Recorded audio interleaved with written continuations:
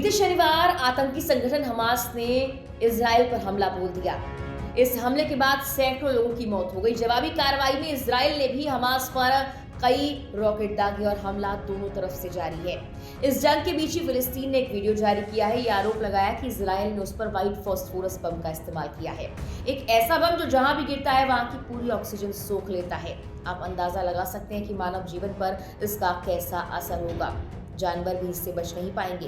हालांकि वीडियो काफी साल पुराना निकला है, लेकिन इस वीडियो के शेयर करने के बाद और वायरल होने के बाद ये सवाल उठ रहा है, क्या इस जंग में इस तरह के बम का इस्तेमाल हो सकता है? क्या है आखिर व्हाइट फास्फोरस बम? नमस्कार, मेरा नाम है मेघना सचदेवा। आप मुझे देख रहे हैं लोकमत हिंदी पर। तमाम देश दुनिया की खबरें और जानकारी भरी वीडियोस के लिए हमारे YouTube चैनल को सब्सक्राइब करना ना भूलें, बेल आइकन को भी जरूर दबाएं।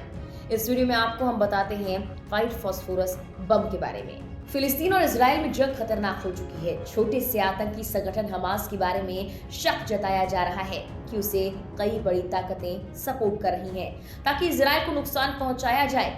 अपने सैकड़ों लोगों को गंवा चुका इजराइल जमकर मुकाबला कर रहा है। इस बीच फिलिस्तीन ने यह भी आरोप लगाया कि इजराइल उसकी घनी आबादी वाले इलाकों पर प्रतिबंधित फास्फोरस बम गिरा रहा है।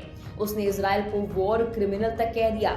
बता दें कि गाजा पर भी लगातार इजराइल की तरफ से हमले किए जा रहे हैं। वहां भी सैकड़ों लोगों की मौत की जानकारी सामने आ रही है। हालांकि माना जा रहा है कि अभी तक फास्फोरस बम का इस्तेमाल नहीं किया गया है। व्हाइट फास्फोरस बम सफेद फास्फोरस और रबर को मिलाकर तैयार किया जाता है। फास्फोरस मोम जैसा केमिकल है जो हल्का पीला या रंगहीन होता है। इससे सड़े हुए लहसुन जैसी गंध आती है। इस रासायनिक पदार्थ की खूबी यह है कि यह ऑक्सीजन के संपर्क में आते ही आग पकड़ लेता है और फिर ये पानी से भी बुझाया नहीं जा सकता। ये बात इसे बेहद खतरनाक बनाती है। ऑक्सीजन के लिए रिएक्टिव होने की वजह से जहां भी गिरता है उस जगह की सारी ऑक्सीजन तेजी से सोखने लगता है। ऐसे में जो लोग इसकी आग से नहीं जलते वो दम घुटने से मर जाते हैं। ये तब तक जलता रहता है जब तक कि पूरी तरह से खत्म ना हो जाए। यहाँ तक कि पानी डालने पर भी ये आसानी से नहीं बुझता, बल्कि धुएं का गुब्बार बनाते हुए और भड़कता है। फास्फोरस बम चूंकि 1300 डिग्री सेल्सियस तक जल सकता है, इसीलिए यह आग से कहीं ज्यादा जलन और जख्म देता है।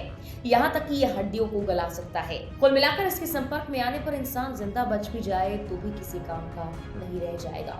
वो लगातार गंभीर संक्रमण का शिकार होता रहेगा और उम्र अपने आप कम हो जाएगी। कई बार ये त्वचा से होते हुए खून में पहुंच जाता है। इससे हार्ट, लिवर और किडनी सबको नुकसान पहुंचता है और मरीज में मल्टी ऑर्गन फेलियर हो सकता है। अभी जो वीडियो फिलिस्तीन की तरफ से जारी किया गया है, कहा जा रहा है कि वो काफी सालों पुराना है, लेकिन आपको बता दें कि दूसरी वर्ल्ड वॉर में इस बम का इस्तेमाल हो चुका है। खासकर अमेरिकी सेना ने जर्मनी के खिलाफ खूब बम गिराए।